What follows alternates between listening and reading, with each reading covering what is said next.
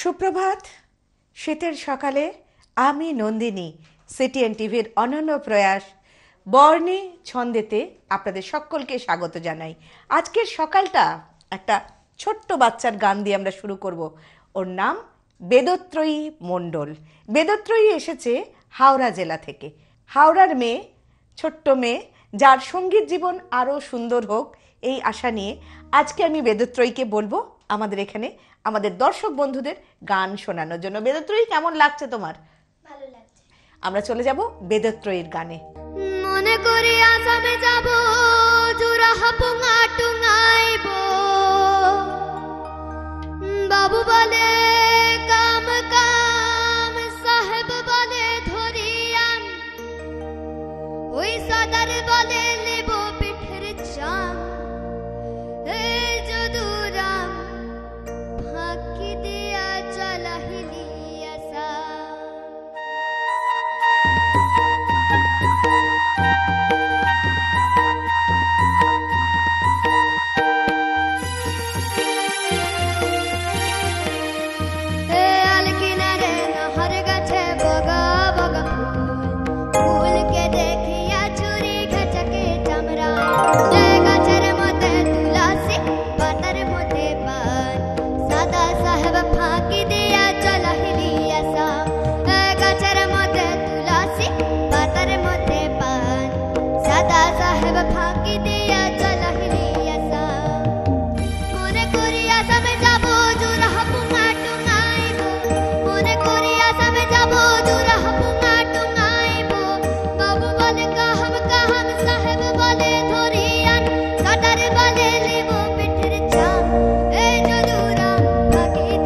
চলা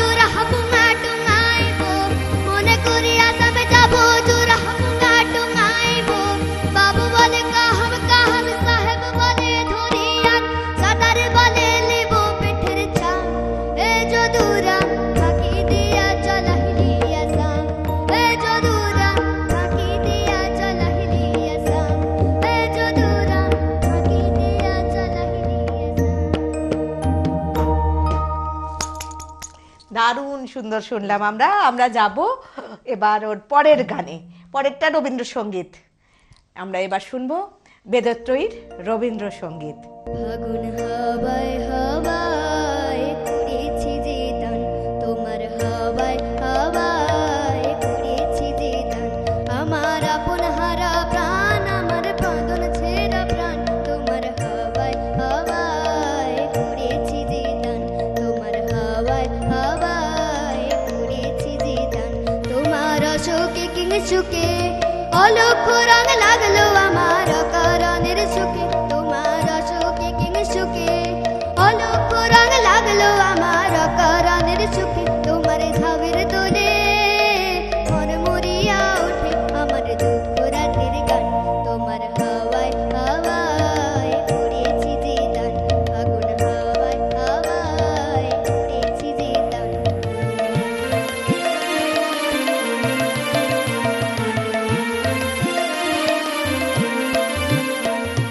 পূর্ণিমা সন্ধ্যায় তোমার রজনীগন্ধায়, রূপসাগরের পারের পানি উদাসী মন্ধায়, পূর্ণিমা সন্ধ্যায় তোমার রজনীগন্ধায়, রূপসাগরের পারের পানি উদাসী মন্ধায়, তোমার প্রজাপতির পাখা আমার আকাশ চাওয়া মুগ্ধ চোখের রঙিন স্বপ্ন মাখা, তোমার প্রজাপতির পাখা আমার আকাশ চাওয়া মুগ্ধ চোখের রঙিন স্বপ্ন মাখা, তোমার চাঁদের আলোয় বিলায় আমার দুঃখ সুখের সকল অবসান, হাওয়ায় হাওয়ায় করেছি যে দান, হাওয়ায় হাওয়ায় তোমার অশোকে কিংসুকে অলক্ষ রং লাগলো আমার অকারণের সুখে, তোমার অশোকে কিংসুকে অলক্ষ রং লাগলো আমার অকারণের সুখে, তোমার ঝাউয়ের দোলে মন মরিয়া ওঠে আমার দুঃখ রাতের গান, তোমার হাওয়ায় হাওয়ায় করেছি যে দান, ফাগুন হাওয়ায় হাওয়ায় করেছি যে দান, আমার আপন হারা প্রাণ, আমার বাঁধন ছেঁড়া প্রাণ, তোমার হাওয়ায় হাওয়ায় করেছি যে দান, ফাগুন হাওয়ায় হাওয়ায় করেছি যে দান। চমৎকার চমৎকার গান শোনালো আমাদের বেদত্রয়ী। বেদত্রয়ীর সঙ্গীত জীবন এগিয়ে চলুক, এই শুভেচ্ছা জানাচ্ছি আমরা। এরপরে আমরা চলে যাব পরবর্তী শিল্পীতে। আজকের সকালে আমরা বর্ণে ছন্দেতে ছিলাম গানে, এখন থাকবো কবিতায়। একটা ছোট্ট মেয়ে অস্মিতা আমাদের সাথে রয়েছে। অস্মিতা ঘোষাল এসেছে হাওড়া থেকে। অস্মিতাকে অনেক অনেক ধন্যবাদ আমাদের স্টুডিওয় আসার জন্য। আমরা অস্মিতার কাছে কি কবিতা শুনবো? কৃপণ কবিগুরু রবীন্দ্রনাথ ঠাকুরের কবিতা। চলো আমরা এখন কৃপণ শুনবো।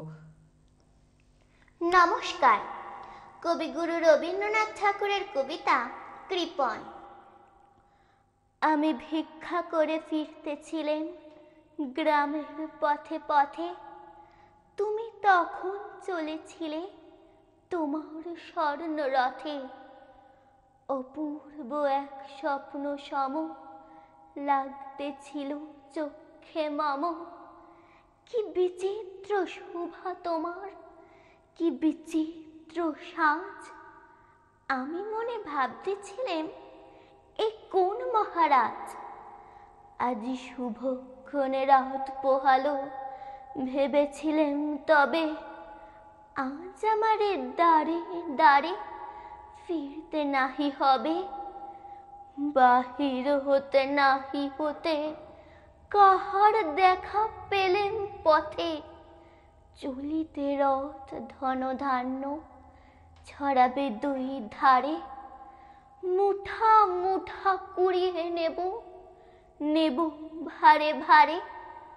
দেখি সহসা রথ থেমে গেল আমার কাছে এসে, আমার মুখ পানে চেয়ে নামলে তুমি হেসে, দেখে মুখের প্রসন্নতা জুড়িয়ে গেল সকল ব্যথা, হেন কালে কিসের লাগে তুমি অকস্মাৎ, আমায় কিছু দাও গো বলে বাড়িয়ে দিলে হাত। মরি একই কথা রাজাধিরাজ, আমায় দাও গো কিছু, শুনে ক্ষণকালের তরে রইনু মাথা নিচু। তোমার কি বা অভাব আছে ভিখারি ভিক্ষুকের কাছে? এ কেবল কৌতুকের বসে আমায় প্রবঞ্চনা। ঝুলি হতে দিলেম তুলে একটি ছোট কণা, যাবে পাত্রখানি ঘরে এনে উজাড় করি। একই ভিক্ষা মাঝে একটি ছোট সোনার কণা দেখি, দিলেন যারা আজ ভিখারি রে স্বর্ণ হয়ে এলো ফিরে। তখন কাঁদি চোখের জলে দুটি নয়ন ভরে, তোমায় কেন দেইনি আমার সকল শূন্য করে। নমস্কার। মা, আমরা খুব সুন্দর শুনলাম অস্মিতার কবিতা। অস্মিতার জীবন কবিতাময় হোক, এগিয়ে চলুক কবিতাকে সঙ্গে নিয়ে। আমরা এবার চলে যাব আমাদের পরের শিল্পীতে। আজকের বর্ণে ছন্দে আমার সাথে যারা রয়েছেন, আসলে আমরা সকাল থেকেই ছিলাম গান আর কবিতায়, এখন আমরা থাকব কবিদের সাথে। কবিদের কবিতা নিয়েই তো আবৃত্তি করা হয়, তাই কবিদেরকে নিয়ে আজকে আমাদের এই মুহূর্তে যে দুজন কবি আমার সাথে উপস্থিত রয়েছেন, তিনি হলেন নবকুমার সরকার এবং চপল বিশ্বাস। ওনারা দুজনেই এসছেন নদিয়ার বেথুয়াডৌরি থেকে। দুজনেই একটা সময় ছিলেন মানুষ গড়ার কারিগর, এখন তারা অবসরে কবিতাকে ছড়িয়ে দিচ্ছেন মানুষের মধ্যে। প্রথমেই আমরা যাব চপলদার কাছে। চপলদা, অনেক অনেক ধন্যবাদ আমাদের সিটিএন টিভির বর্ণে ছন্দে অনুষ্ঠানে আসার জন্য। আপনার তো একটা বইও প্রকাশ, কাব্যগ্রন্থ আছে শুধু আলোর জন্য। এই শুধু আলোর জন্য বোধহয় গত বছর প্রকাশিত হয়েছিল। আমরা যাব চপলদার কাছে, চপলদার লেখা শুনবো, শুনবে আমাদের দর্শক বন্ধুরা। নমস্কার। শুধু কবিতার জন্য জন্ম, শুধু কবিতার জন্য কিছু খেলা, শুধু কবিতার জন্য দীর্ঘদিন বেঁচে থাকতে লোভ হই। সুনিন্দার এই কথা দিয়ে আমি আমার কবিতার অনুষ্ঠানে আসি।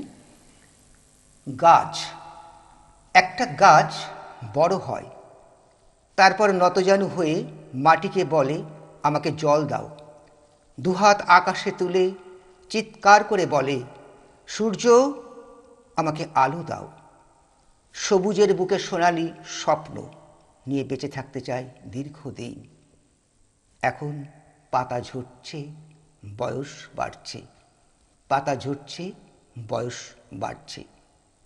এক নতুন ভোরে নতুন সূর্যের মুখোমুখি হবার স্বপ্ন বুকে নিয়ে আর একটা গাছ দীর্ঘ হয়ে ওঠে। পরের কবিতায় যাব। গাছ মানুষকে প্রাণ দেয়, তো গাছ নিয়ে আমরা খুব সুন্দর কবিতা শুনলাম। যাব পরের কবিতায়। দ্বিতীয় কবিতা অস্তিত্ব। এখন এক ভয়ঙ্কর যন্ত্রণা আমাকে ঘুমোতে দেয় না। ঘরের চার দেওয়ালের মধ্যে বন্দি আমি। এখন নীল আকাশের বুকে মেঘ ও রোদ্দুরের খেলা দেখতে পারি না। টুপ টুপ বৃষ্টির শব্দ শুনতে পারি না। আমি পৌঁছাতে পারি না আলোর কাছে। আমি ছুঁয়ে দেখতে পারি না আমার প্রিয় মানুষের মুখ। যন্ত্রণা আর আবেগ আমার রক্তে মাতন তোলে। কে যেন ফিসফিসিয়ে বলে ওঠে আমি আছি তোমারই পাশে। বাহ, খুব সুন্দর শুনলাম। এবার যাব পরের কবিতায়। আসিফার জন্য। এ ধরনের ঘটনা যাতে না ঘটে সেটাই অনুরোধ। আমরা শুনবো আসিফার কথা। হ্যাঁ, সবুজ হয়ে বাঁচতে চেয়েছিল ছোট্ট আসিফা। শৈশবে সে ছিল মায়ের স্নেহ ছায়ায়। ওর মায়ের চোখে ছিল অনেক স্বপ্ন, হাঁটি হাঁটি পা ছেড়ে একদিন বড় হবে। হঠাৎ এক ঝোড়ো হাওয়ায় স্বপ্নগুলো খান খান হয়ে গেল। আসিফার শরীর এখন মাতৃত্ব বাসা বাঁধেনি, শুধুমাত্র নারী শরীর। এক ভয়ঙ্কর ইচ্ছা থাবা বসালো ওই নরম শরীরে। বিবেকের প্রতিরোধ ভেঙে চুরমার হয়ে যায়। রাত্রি শেষে পথের পাশে ভুলুণ্ঠিত আসিফার নরম শরীরেই ধুলোই মাখামাখি।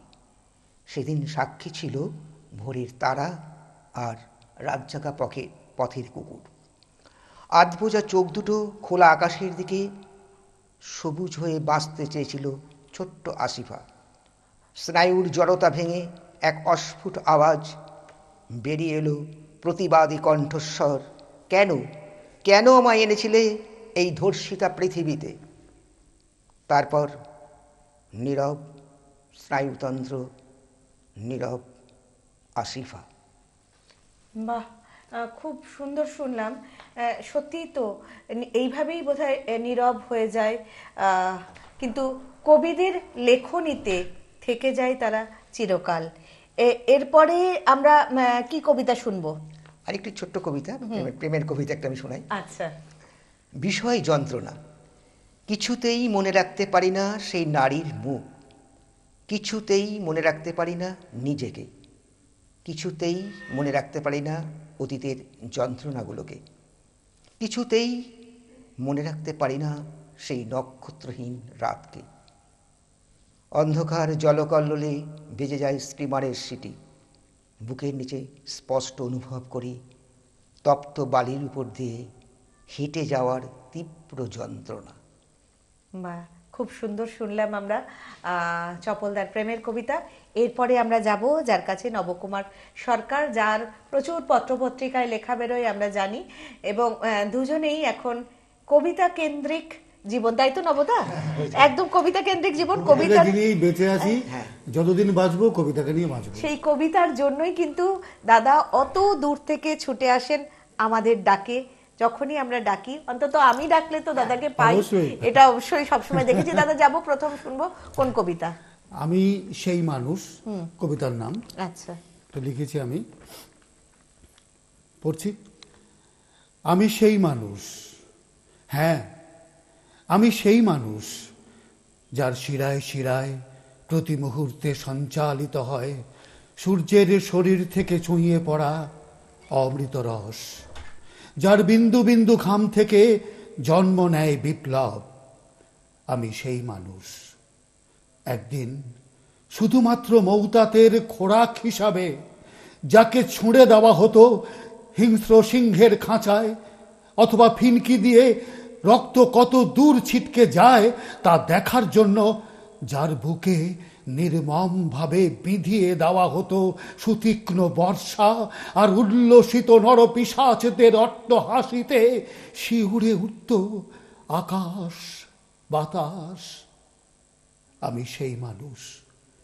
অন্যায়ের প্রতিবাদ করলে এখনো যাকে নিক্ষিপ্ত করা হয় অন্ধকার কারাগারে, অথবা গলায় দড়ি বেঁধে ঝুলিয়ে দেওয়া হয় নির্জনে কোনো গাছের ডালে কিংবা সিলিং ফ্যানে, আমি সেই মানুষ যে ক্ষত বিক্ষত শরীরেও শুনতে পায় পাহাড় থেকে নেমে আসা ঝর্ণার শব্দ, আকাশ থেকে ঝরে পড়া বৃষ্টির রিমঝিম ঝংকার, আর সেতারের ধ্বনি, নূপুর নিক্কণ।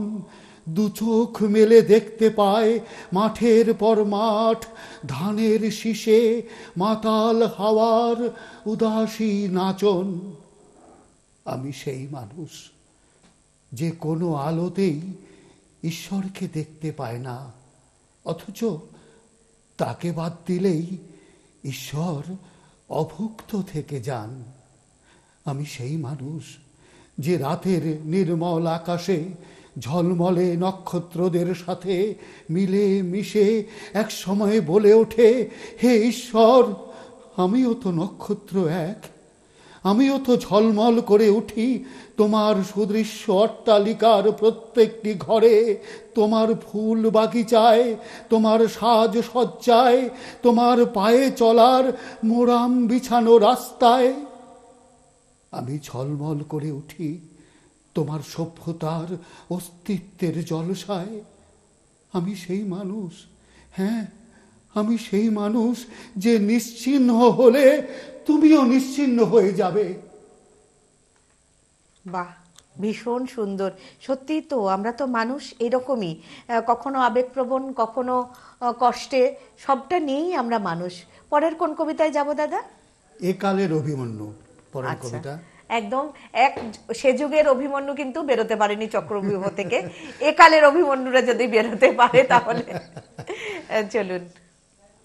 খড়ের চালার উপর মেঘ ছড়ানো আকাশ, মাটির দেয়ালের গর্ভে শিশু কোলে উত্তরার অপেক্ষা, নিরন্ন মায়ের শুকনো স্তন আঁকড়ে ঘুমিয়ে আছে শিশু। সেই কাক ভোরে যুদ্ধে বেরিয়ে গেছে অভিমন্যু, জীবনের জন্য জীবনের যুদ্ধে।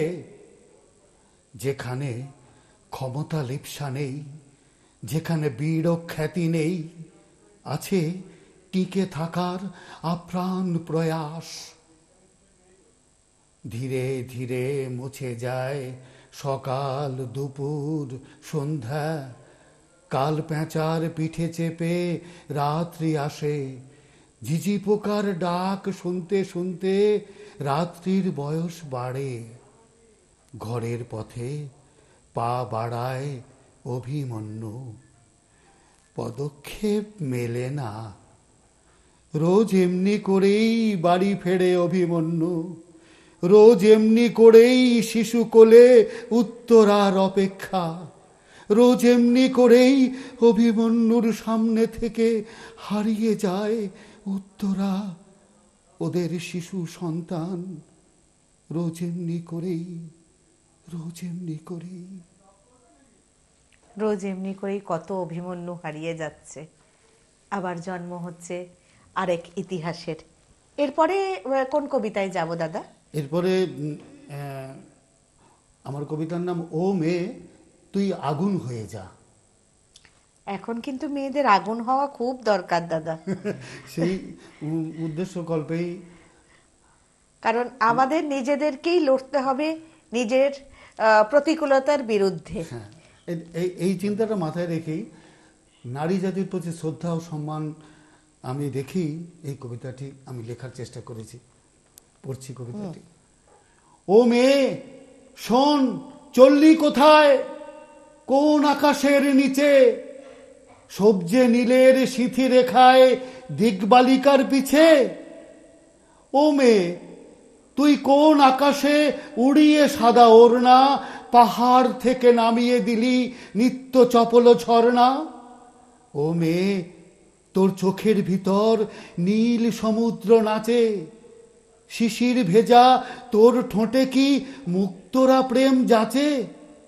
ও মেয়ে তোর অঙ্গ থেকে মহুয়া ফুলের গন্ধ। ও মেয়ে তোর পায়ে পায়ে মাদল তালের ছন্দ।